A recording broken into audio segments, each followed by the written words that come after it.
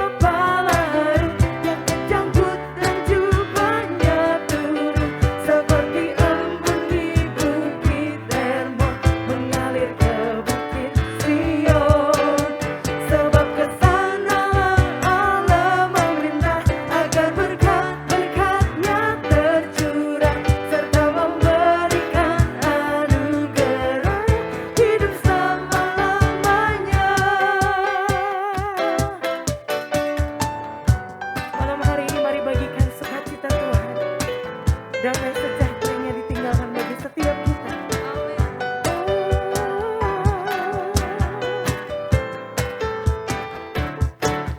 Seperti minyak di kepala yang kejanggut dan jubahnya turun, seperti embun di bukit Hermon mengalir ke bukit Sion. Sebab kesanalah Allah memerintah agar berkat-berkatnya tercurah serta memberikan anugerah hidup selama-lamanya. Mari umat Tuhan bersama-sama. Seperti minyak di kepala Harun yang kejanggut dan jubahnya turun, seperti embun di bukit Hermon mengalir ke bukit Sion. Sebab kesanalah Allah memerintah agar berkat-berkatnya tercurah serta memberikan anugerah hidup selama-lamanya, serta memberikan anugerah hidup selama-lamanya, serta memberikan anugerah hidup selama-lamanya.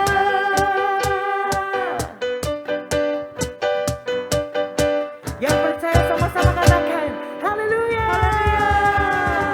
Mari berikan tepuk tangan bagi Tuhan Yesus. Puji Tuhan. Terima kasih Tuhan Yesus. Malam hari ini kami buka hati kami di hadapan-Mu. Di dalam ibadah kul online kami Tuhan. Kami mau terus Engkau ajar, Engkau didik untuk melakukan firman Tuhan. Melakukan apa yang Engkau kehendaki ya Tuhan Yesus. Kami mau lebih lagi mengasihi Tuhan. Karena kasih karunia itu Engkau telah berikan cuma-cuma bagi setiap kami. Mari pulihkan keadaan kami hari-hari ini. Pulihkan keadaan hati kami dengan kasih-Mu ya Tuhan. Untuk kami tidak hanya mengasihi Tuhan, tetapi juga mengasihi setiap orang. Mengasihi jiwa-jiwa ya Tuhan.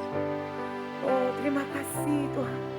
Biar roh untuk unity itu terus Engkau berikan bagi setiap kami. Kami boleh bertumbuh di dalam kebenaran firman Tuhan.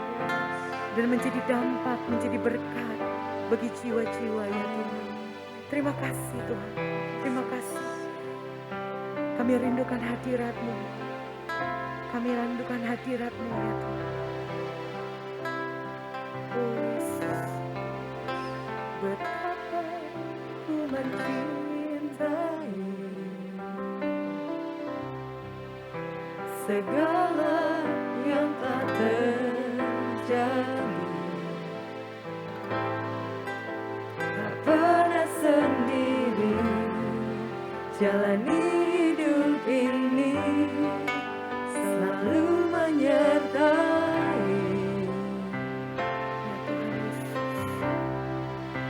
Betapa ku menyadari di dalam hidupku ini, Kau selalu memberi rancangan terbaik oleh karena kasih.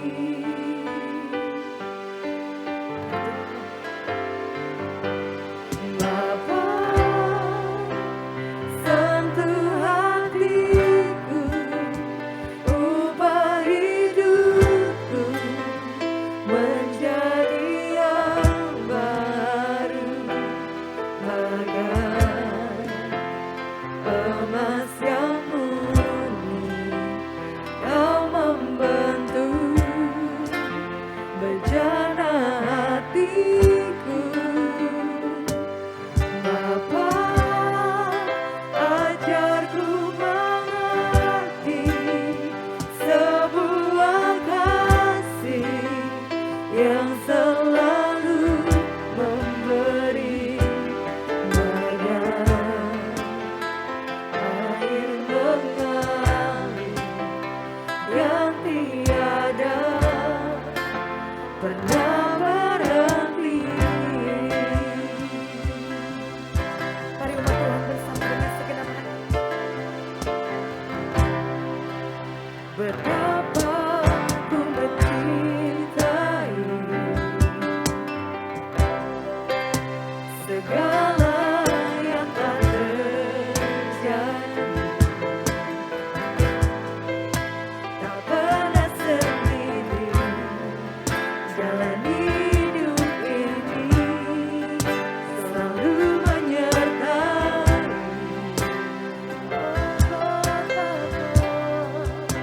Betapa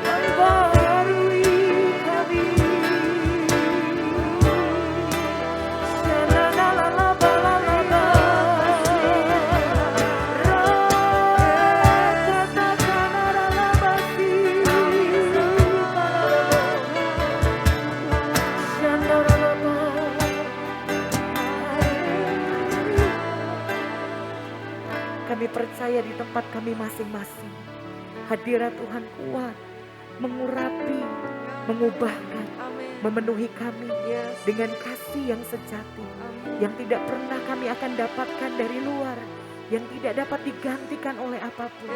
Kasih yang sejati yang menjadi dasar kami untuk mengiring Tuhan Yesus sampai akhir hidup kami. Terima kasih Tuhan Yesus, terima kasih. Kami siap menerima kebenaran firman Tuhan. Biar telinga kami mendengar, hati kami menerimanya, merenungkannya, tetapi juga melakukannya sesuai dengan apa yang Tuhan kehendaki.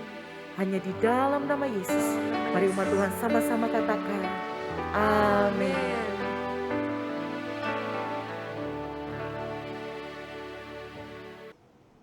Shalom Bapak Ibu sekalian yang dikasihi oleh Tuhan Yesus Kristus.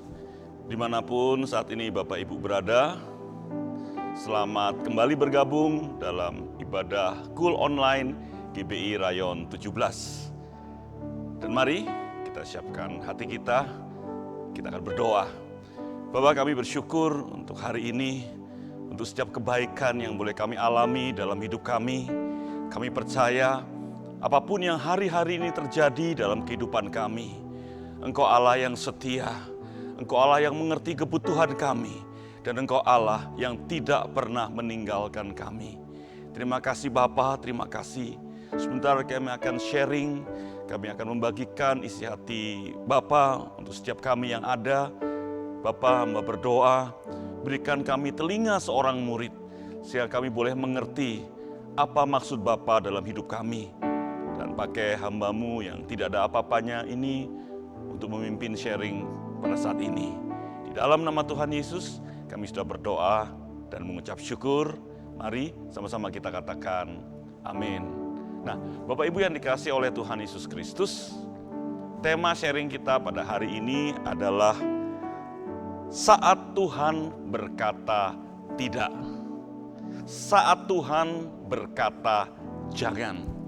Nah, Bapak Ibu yang dikasihi oleh Tuhan Yesus Kristus, mendengar kata tidak, mendengar kata jangan, itu rasanya hati ini nggak nyaman, betul nggak? Contoh, misalnya seorang suami, di kantor, di tempat kerja, di tempat usaha, dia lihat teman-temannya pada makan duren. Dan semua mulai bilang, oh duren di sana enak, wah penjualnya baik, kita boleh ngicipin dulu, pokoknya kita nggak akan gagal.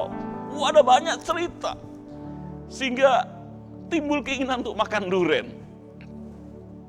Lalu pulang ke rumah, dia bilang sama istrinya, dia panggil sayang, sayang, yuk kita makan duren, mumpung duren lagi murah, mumpung banyak duren saat ini, ayo kita makanlah sedikit.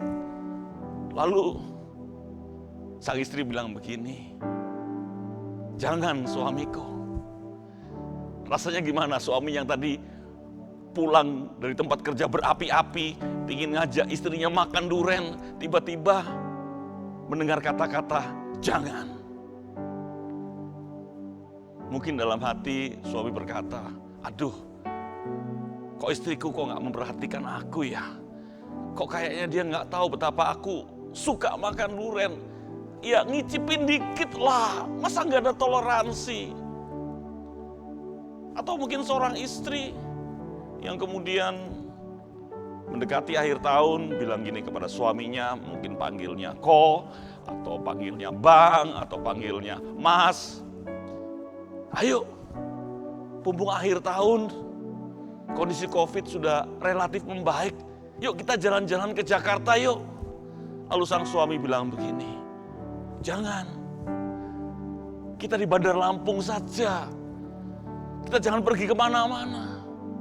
Gimana kira-kira hati seorang istri saat suaminya menjawab seperti itu?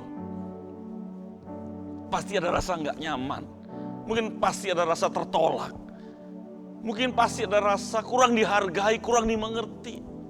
Nah hari ini kita juga belajar, apakah betul waktu Tuhan menjawab doa kita dengan kata-kata jangan? Apa betul waktu Tuhan menjawab doa kita dengan kata-kata tidak, Tuhan sedang tidak peduli sama kita? Tuhan tidak sayang sama kita. Tuhan tidak sedang memperhatikan saya dan saudara. Apa benar seperti itu?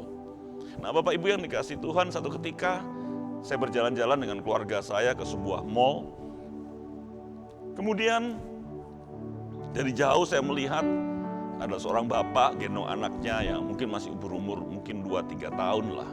Anak ini meronta-ronta, anak ini nangis. Lalu sambil menangis anak itu mulai menunjuk tempat ada stand, ada kios yang jualan es krim. Dia nangis, dia tunjuk gitu. Dan kelihatan papanya sedang melarang anak ini. Papanya bilang, jangan nak, jangan. Tapi anak ini meronta-ronta.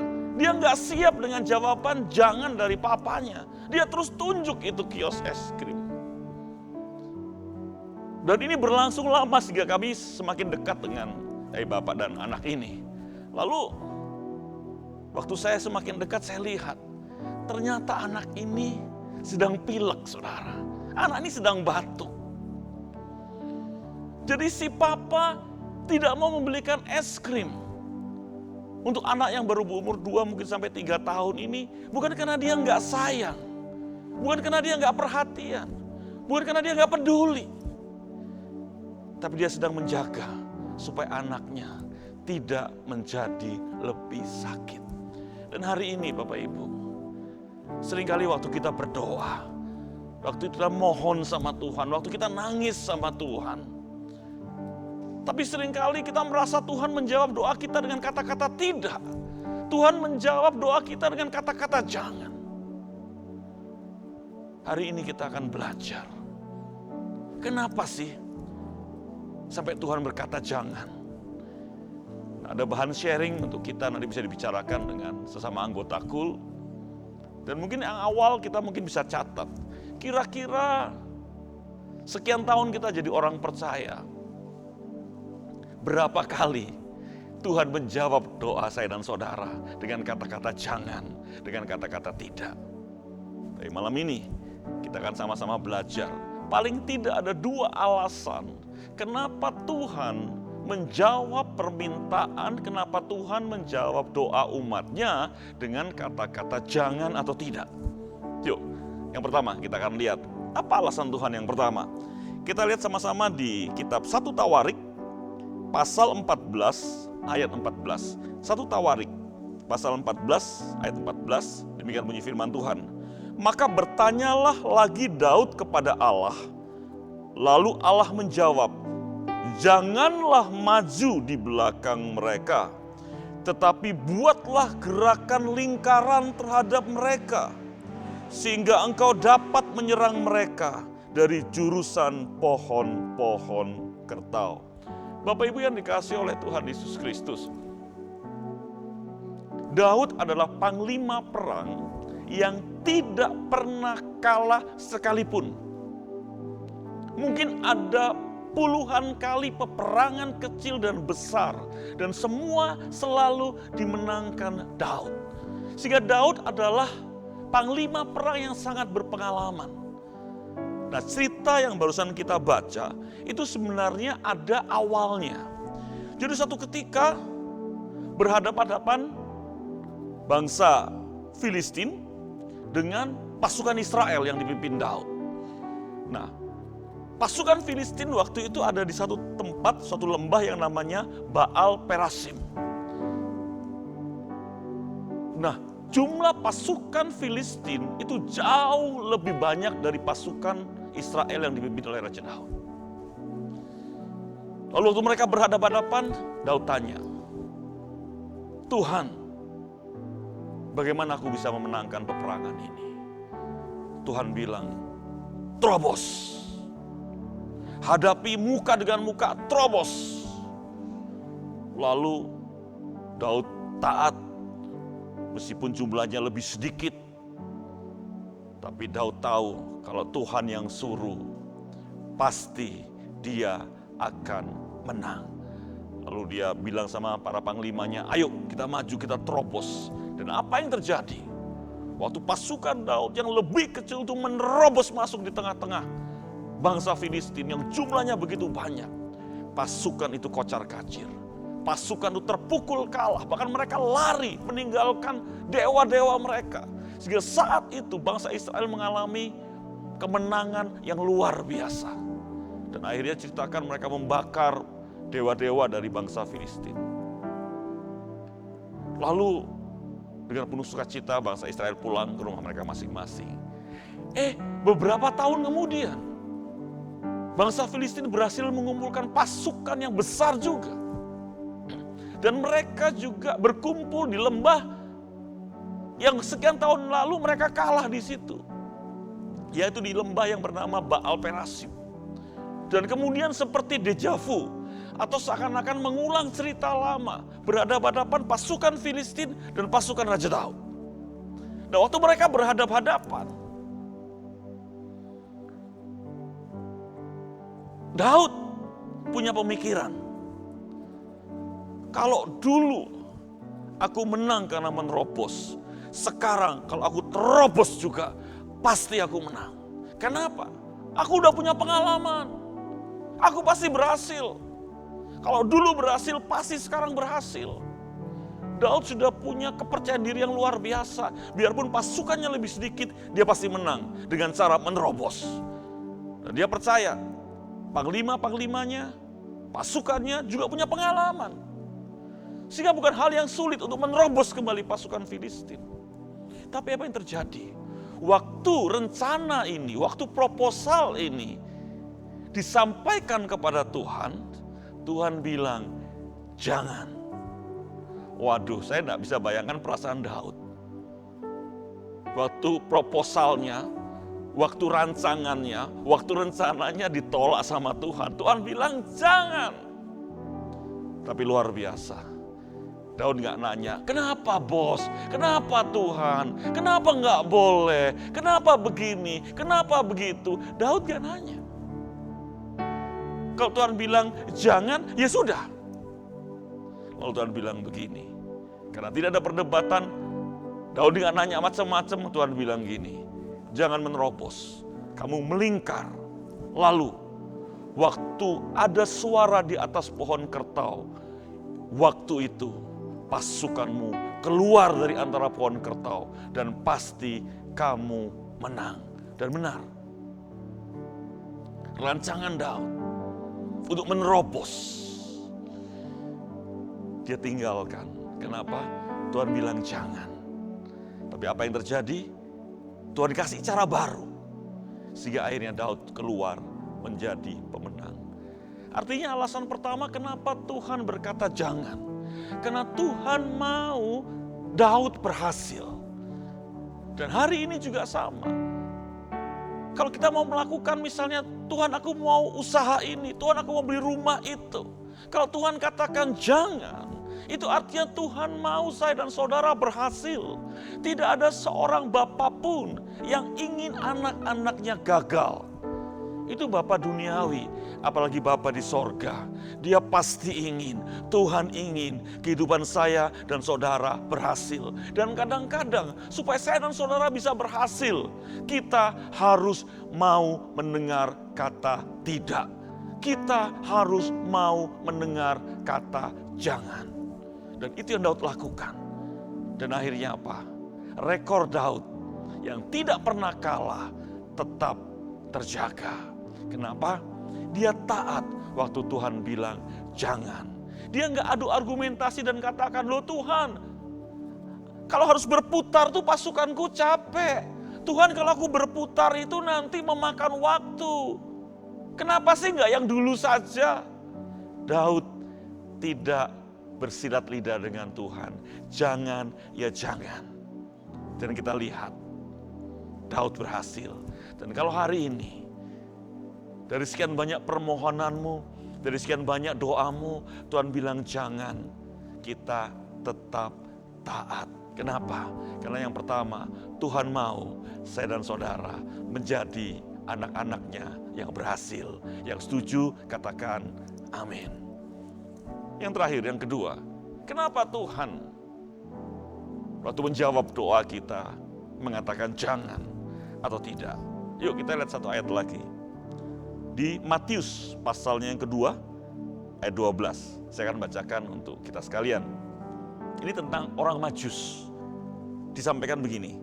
Dan karena diperingatkan dalam mimpi, supaya jangan kembali kepada Herodes, maka pulanglah mereka, maksudnya orang Majus, ke negerinya melalui jalan lain. Jadi kalau yang pertama, kenapa Tuhan bilang jangan? Supaya Tuhan mau kita berhasil. Yang kedua, kenapa Tuhan bilang jangan? Nah, waktu itu orang Majus, ya, orang Majus tidak selalu jumlahnya 3. Jadi saya ngomong rombongan saja. Karena di Alkitab tidak pernah dibilang orang Majus jumlahnya 3. Tapi kan memang mereka mempersembahkan 3 macam persembahan. Sehingga seakan-akan orang Majus itu jumlahnya 3. Tapi firman Tuhan nggak pernah katakan orang Majus jumlahnya 3. Jadi saya akan katakan ini rombongan orang Majus. Jadi orang Majus ini mereka berasal dari negeri Persia. Kalau sekarang mungkin daerah Irak di sana.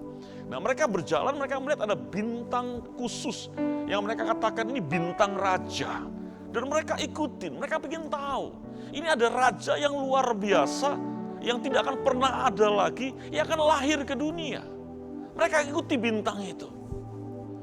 Sampai akhirnya mereka tiba di tanah Israel. Dan tiba-tiba bintang itu sempat menghilang. Nah, Bapak Ibu yang dikasihi Tuhan, mereka berpikir, oh jangan-jangan si raja ini lahir di tanah Israel. Oh jangan-jangan raja ini adalah raja orang Israel. Lalu karena mereka berasumsi yang akan lahir raja, makanya mereka cari istana raja. Mereka ke Yerusalem, mereka ke istana Herodes.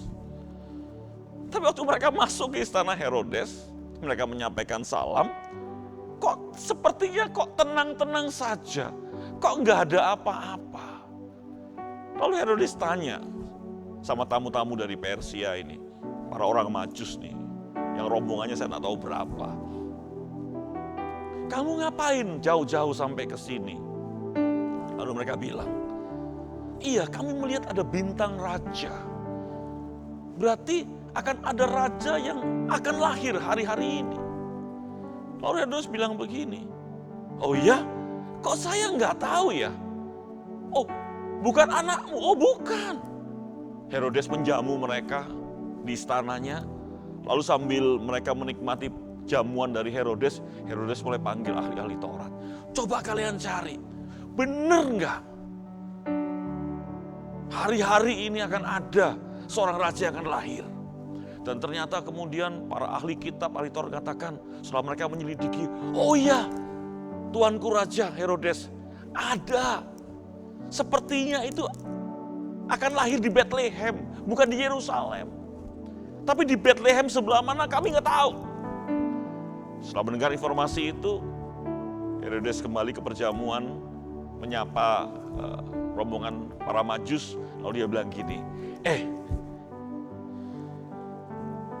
kalian cari ya raja yang akan lahir itu. Kalau kalian bisa ketemu, ya, tolong sebelum pulang ke Persia, mampir ke Yerusalem, mampir ke istanaku dulu. Kasih tahu aku ancer-ancer tempatnya di mana. Nanti aku akan datang ke sana untuk menyembah raja yang luar biasa ini. Wah, orang Majus sudah dijamu, diterima dengan luar biasa, merasa nggak enak hati. Oh, tentu raja. Kami akan kasih tahu. Singkat cerita, akhirnya rombongan para Majus ketemu Tuhan Yesus di Bethlehem. Tuhan Yesus ada di palungan.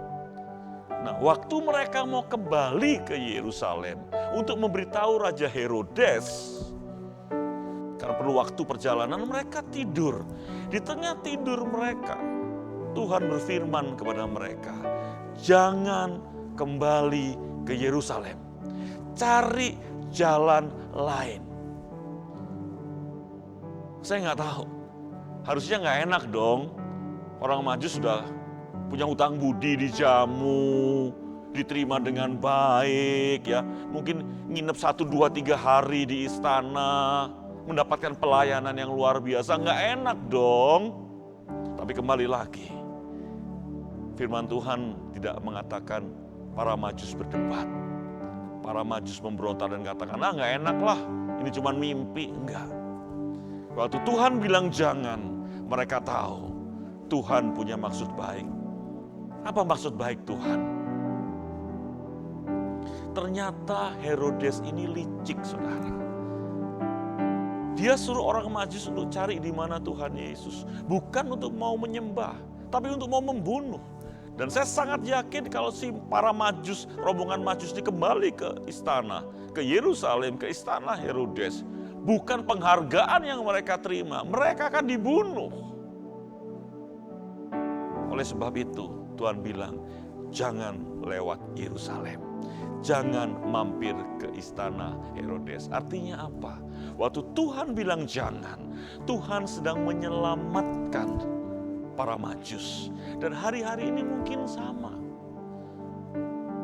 Waktu engkau mau buka usaha dan Tuhan bilang jangan. Bukan Tuhan tidak peduli. Bukan Tuhan tidak mengerti. Bukan Tuhan tidak mau memberkati. Tapi Tuhan sedang menghindarkan saya dan saudara dari suatu bahaya yang mungkin tidak sanggup kita pikul. Hari ini saudara yang dikasihi oleh Tuhan Yesus, saat Tuhan berkata jangan, saat Tuhan berkata tidak dalam hidup kita, kita jangan marah sama Tuhan, kita jangan gondok sama Tuhan, dan katakan kenapa Tuhan, kenapa? Tapi mari kita percaya, seperti tadi bapak yang gendong anaknya yang berumur 2-3 tahun. Dia tidak mau membelikan es krim, bukan karena dia tidak mampu. Dia tidak mau membelikan es krim, bukan karena dia tidak sayang. Justru karena dia sayang, dia mau jaga anak ini, supaya anak ini cepat menjadi sehat. Dan hari ini juga sama, kalau Tuhan berkata jangan, untuk doa yang kita naikkan, untuk permohonan yang kita naikkan, Tuhan mau yang pertama seperti Daud, kita menjadi orang yang berhasil. Dan yang kedua, Tuhan mau menjagai kita dari kecelakaan seperti para Majus. Oleh sebab itu, hari-hari ini, waktu Tuhan katakan tidak, Tuhan katakan jangan untuk doa-doamu, tetap mengucap syukur. Yang setuju boleh katakan amin. Mari kita berdoa. Bapak kami bersyukur untuk sharing pada hari ini. Biarlah apa yang kami sharingkan tentang bagaimana Engkau mengatakan tidak terhadap doa kami. Engkau mengatakan jangan terhadap permohonan kami. Kami tahu Engkau sedang menjagai kami. Kami tahu Engkau sedang merancangkan yang terbaik dalam hidup kami. Dan kami percaya apa yang Bapa di sorga rancangkan buat kami, itu yang terbaik untuk kami. Meteraikan firman-Mu di dalam nama Tuhan Yesus. Mari sama-sama kita katakan amin. Nah Bapak Ibu yang dikasihi Tuhan, sebentar kita akan memberikan persembahan. Nah persembahan bisa diberikan melalui 3 cara. Cara pertama, Bapak Ibu seperti biasa bisa melakukan transfer rekening pada nomor-nomor yang ada pada layar Bapak Ibu sekalian. Nah, adapun cara kedua, Bapak Ibu bisa melakukan scan pada QRIS yang juga ada pada layar Bapak Ibu sekalian. Dan kemudian cara ketiga, Bapak Ibu bisa masukkan persembahan Bapak Ibu ke dalam amplop. Dan nanti kalau pada hari Minggu, waktu Bapak Ibu ibadah onsite di tempat ini di GBI Malahayati atau pas melewati GBI Malahayati, Bapak Ibu bisa membawa persembahan Bapak Ibu, dan di ruang pembicara sudah disediakan kotak persembahan. Bapak Ibu bisa memasukkan persembahan Bapak Ibu ke dalam kotak tersebut. Ya, mari kita siapkan terbaik untuk Tuhan Yesus.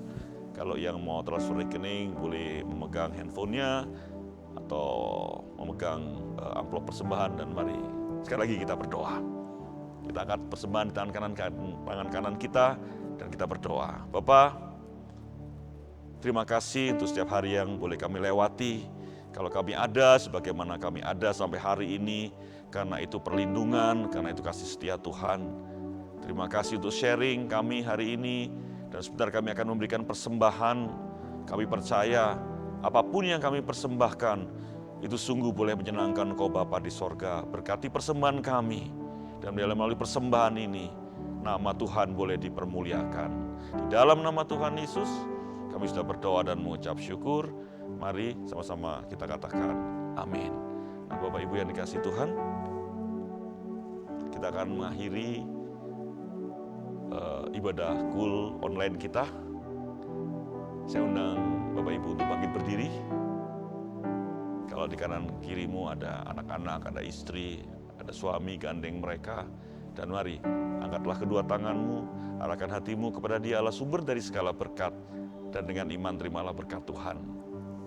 Kiranya berkat sukacita dan damai sejahtera yang berlimpah-limpah dari Allah Bapa, cinta kasih dan perlindungan yang sempurna dari Tuhan Yesus Kristus, serta penghiburan yang manis dan lembut dari Roh Kudus, kiranya menyertai kita sekalian mulai hari ini sampai Maranatha, bahkan sampai selama-lamanya. Mari dengan penuh iman percaya sama-sama kita katakan amin.